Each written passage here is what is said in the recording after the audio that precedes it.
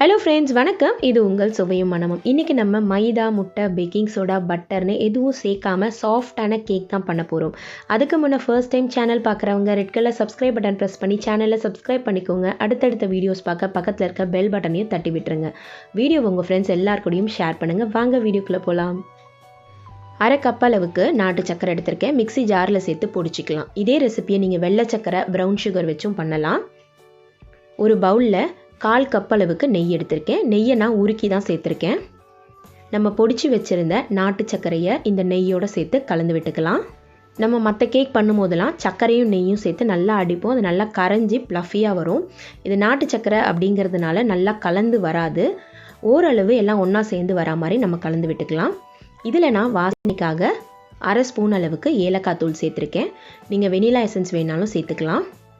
ஏலக்காய் தூள் சேர்த்து நல்லா கலந்துட்டு 1 கப் அளவுக்கு கோதுமை மாவு எடுத்திருக்கேன். 200 கிராம் அளவு மாவு இருந்தது. அதையும் இதில் சேர்த்து நல்லா கலந்து விட்டுக்கலாம்.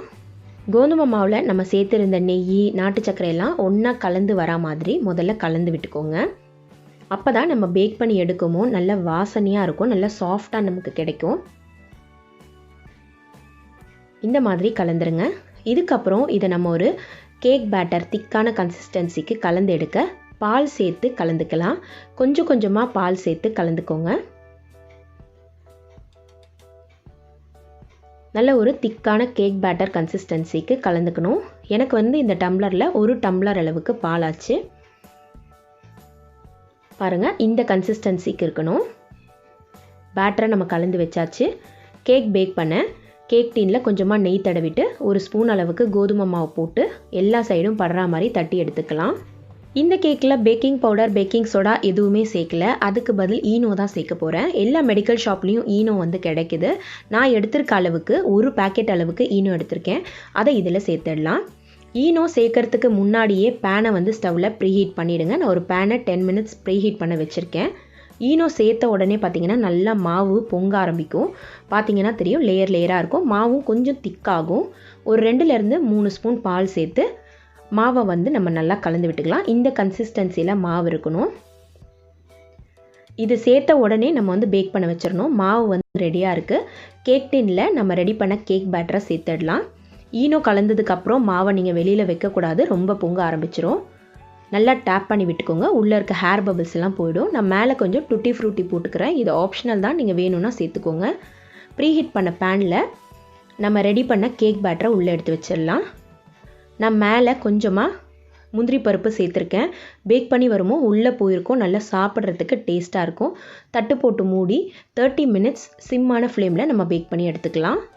30 மினிட்ஸ் ஆகிடுச்சி. கேக் சூப்பராக பேக் ஆகி வந்திருக்கு. நல்ல வாசனையாக இருக்குது. வெந்துருச்சான்னு பார்க்குறதுக்கு உள்ளே ஒரு நைஃபை இன்சர்ட் பண்ணி பார்க்கலாம். நைஃப்பில் எதுவும் ஒட்டாமல் வந்ததுன்னா கேக் வெந்துடுச்சுன்னு அர்த்தம். எனக்கு இந்த கேக் வெந்து வர்றதுக்கு 30 நிமிஷம் ஆயிருக்கு. பாருங்கள், ஒட்டவே இல்லை. கேக் டின்னை வெளியில் எடுத்து வச்சுட்டு நல்லா ஆற விட்டுறலாம். நம்மளுடைய கேக் நல்லா ஆறி இருக்குது. ஒரு கத்தி வச்சு சைடெல்லாம் எடுத்து விட்டுட்டு நம்ம இதை ட்ரேலேருந்து வெளியில் எடுத்துடலாம். லைட்டாக தட்டிட்டு ட்ரேவை எடுத்தாலே கேக் அழகாக வந்துடும். நல்லா டார்க் ப்ரௌன் கலரில் கேக் பேக் ஆகி வந்திருக்கு. பார்க்கவே அட்டகாசமாக இருக்குது. நல்லா சாஃப்டாக வேறு இருக்குது. நம்ம இதை கட் பண்ணலாம். எவ்வளோ சாஃப்டாக இருக்குது பாருங்கள். முட்டை, மைதா, பேக்கிங் சோடா, பட்டர்னு எதுவுமே இல்லாமல் வீட்டில் இருக்க பொருளை வச்சு ஒரு கேக் பண்ணியிருக்கோம். அவ்வளோ சாஃப்டாக ஸ்பஞ்சியாக இருந்தது. பெரியவங்கள்லேருந்து சின்னவங்க வரைக்கும் இந்த கேக்கை தாராளமாக சாப்பிடலாம். இந்த வீடியோ உங்களுக்கு பிடிச்சிருக்கும்னு நினைக்கிறேன். வீடியோ பிடிச்சிருந்தா லைக் பண்ணி ஷேர் பண்ணுங்கள். மற்றவங்களுக்கும் யூஸ்ஃபுல்லாக இருக்கும். மறக்காமல் நம்ம சேனலை சப்ஸ்கிரைப் பண்ணிக்கோங்க. அடுத்தடுத்த வீடியோஸ் பார்க்க பக்கத்தில் இருக்க பெல் பட்டனையும் தட்டி விட்டுருங்க. அடுத்த ஒரு இன்ட்ரெஸ்டிங்கான ரெசிபி இல்லை கண்டென்ட்டோடு உங்களை மீட் பண்ணுற வரைக்கும் பாய். தேங்க்யூ. Take care.